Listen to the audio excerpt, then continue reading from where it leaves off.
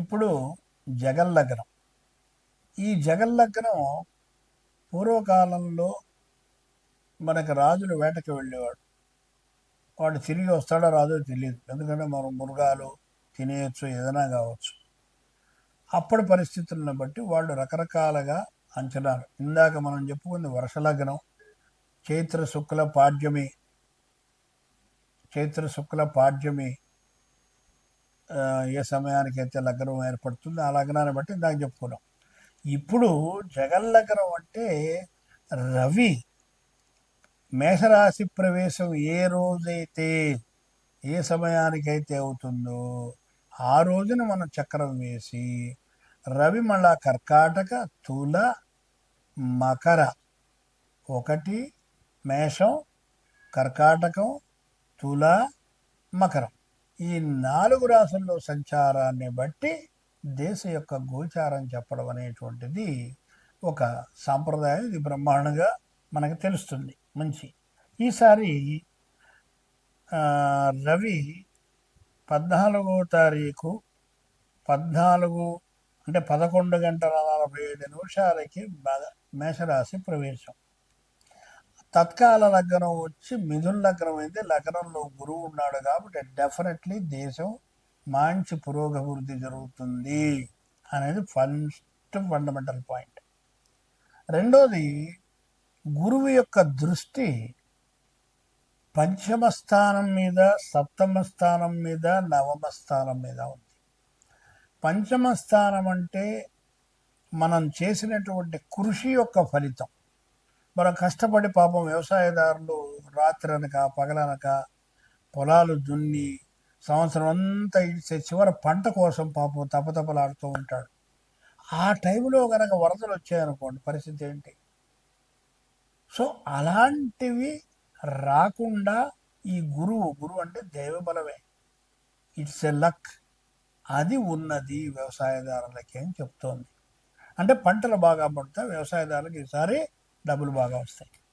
తర్వాత సప్తమ దృష్టి ఉంది అంటే మన దేశం ఇతర దేశాలతోటి మంచి సత్సంబంధాలు ఏర్పడి అభివృద్ధి చెందుతుంది అని చెప్తోంది. అంటే కొత్త సంస్కరణలు ఏర్పాటు చేస్తారు. కేంద్రానికి మన ప్రజలకి మధ్య మద్దతు బాగా ఉంటుంది. పరిపాలనా విషయంలో మంచి సపోర్ట్ వస్తుంది బీజేపీకి కానీ, లేకపోతే మన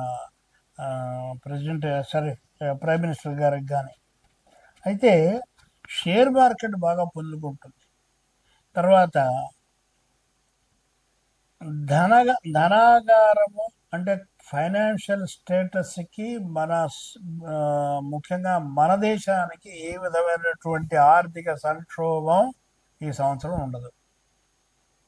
అలాగే కొత్త సంస్కరణలు మనం ఇందాక అనుకున్నాం.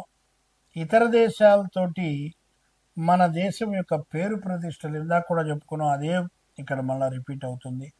అంతరిక్ష పరిశోధనలో ఇతర దేశాలతోటి నువ్వు డి అంటే డి అనే లెవెల్లో మన ఇండియా ఉంటుంది, అందులో డౌట్ లేదు. అంటే ఏ అణు సంబంధమైనది కావచ్చు, అంతరిక్షమైనది ఏదైనా సరే డీటీ. అందుకని ఇప్పుడు మీరు చూస్తున్నట్టయితే అమెరికా కానీ మిగతా కంట్రీలు కానీ ఆలోచిస్తున్నారు. ట్రంప్ మొదట డ్యాన్స్ చేసినప్పుడు ఇప్పుడు చేయట్లేదు. మిగతా వాళ్ళందరూ కూడా ఎప్పుడు మనకి ఇండియా యొక్క సపోర్ట్ దొరుకుతుందా అని చూస్తున్నారు. ఆర్థికంగా బాగా నిలదొక్కుంటుంది, మంచి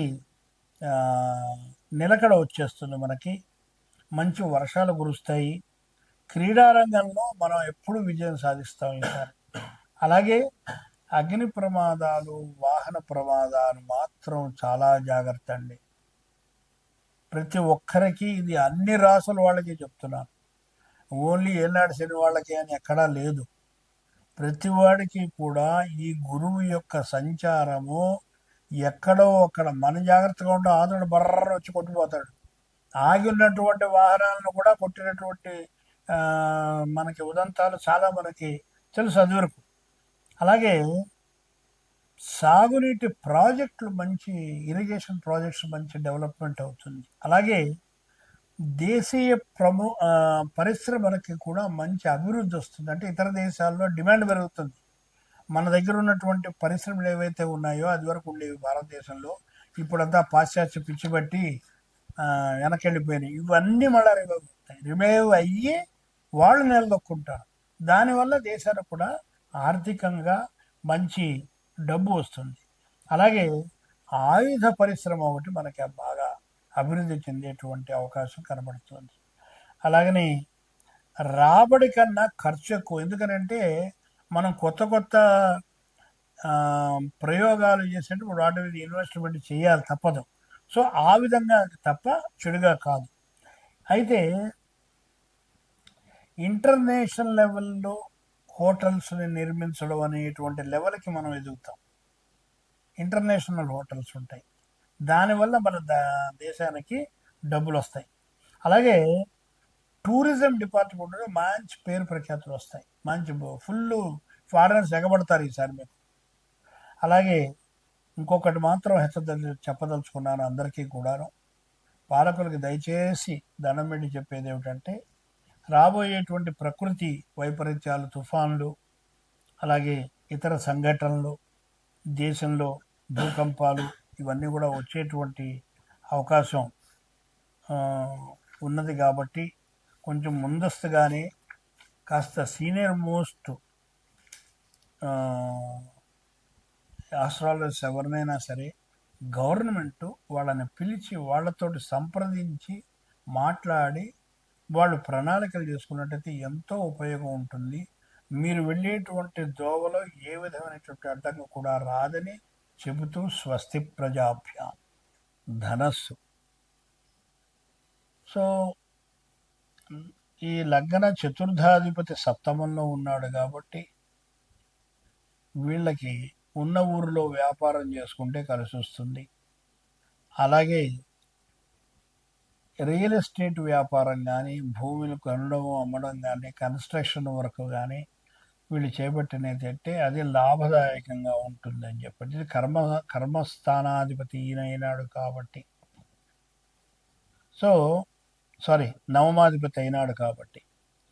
సో ఈ రవి నవమాధిపతియే లగ్నాన్ని చూస్తున్నాడు కాబట్టి ఈ ఉద్యోగస్తులు కానీ, ఇంకెవరైనా వ్యాపారంలో ఉన్నటువంటి వాళ్ళు కానీ ఫారిన్ కంట్రీ వెళ్ళేటువంటి అవకాశం వీళ్ళకు కూడా కనబడుతోంది. అయితే లగ్నాత్ సప్తమంలో ఉన్నటువంటి గురువుకి, చతుర్థంలో ఉండేటువంటి శనికి దానము, జపము, హోమము చేయిస్తే ఈ డిలే కానీ, డిసప్పాయింట్మెంట్ కానీ అనేటువంటిది చాలా మట్టుకు తగ్గించుకోవచ్చు అని నా యొక్క అభిప్రాయం.